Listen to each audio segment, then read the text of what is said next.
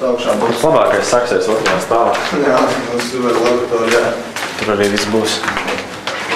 Viņai bija galvenais nefilmēt kaut kādu slepeno komerci informāciju, lai tur mums nenospēj visus izgudrojumus. Mēs taisījām elektrolīzeru, kas būtībā ir iekārta, kas ražo ūdeņradi. Vienkārši paņem ūdeņi, pieļauts bišķiņ kaut katalizātoru sārmu vai vienalga kaut ko, un pieved elektrību un nāk ārā ūdeņradis. Mēs taisījām šādi piekārtas un pēc tam veicām testus uz vieglajām automašīnām.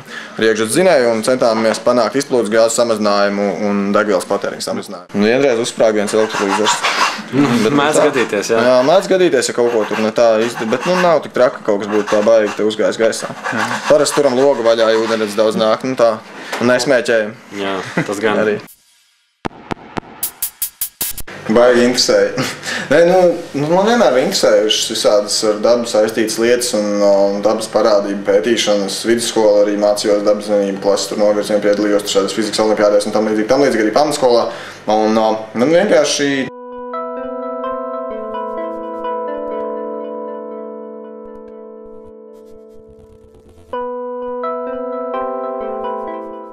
fascinē daba, patīk daba un patīk izprast procesus, kas notiek dabā, tikai tam dēļ, principā. Man, principā, vairāk interesē tehniskas lietas. Es pusi no savas pamatskolas laika pavadīju burtiski, garāžā pie motocikliem un mopēdiem un iekšzemes dzinējiem. Tāpēc tas man arī virzīja tālāk uz, vidējās speciālās tehniskās izglītības iegūšanu.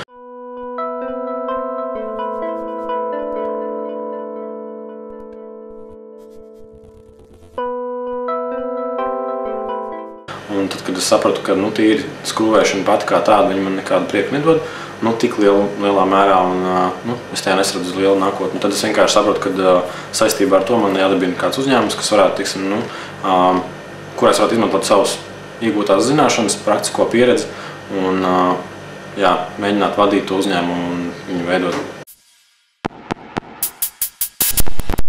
Pirmkārt, atbildot jautājumu, ko prasīja, mēs sākām nodarboties ar zinātni. Ja tur nosaukt par zinātni, mēs būtībā spēlējamies vienkārši smilškastē, bet jau vēl tajos laikos, kad vēl bija nosīta trakniegādi, kad zinātnē vēl bija nauda. Tas, par ko tu runāji, ir noticis pēdējos tā sauktajos krīzes šitajos mēnešos, un tad tiešām tā taisnība zinātnē nogriezta pilnīgi tur viss.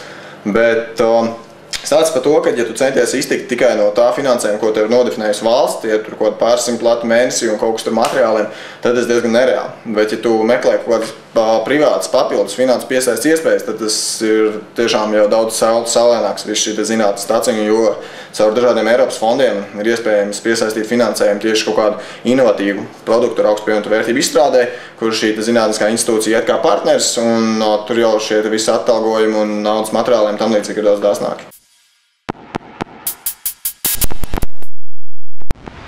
Tev noteikti vismaz šajā starta procesā ir jābūt kaut kādam tur regulāriem darbam vai kaut kam tādam. Tu nevari ar to zinātni un projektiem, tev tā nauda ir jāgulda attīstībā un tu nevari uzturēt sevi tur un sievu un mašīnu no sērijas, aptuveni tā. Tev tomēr jābūt kaut kādiem papildus ienākumiem.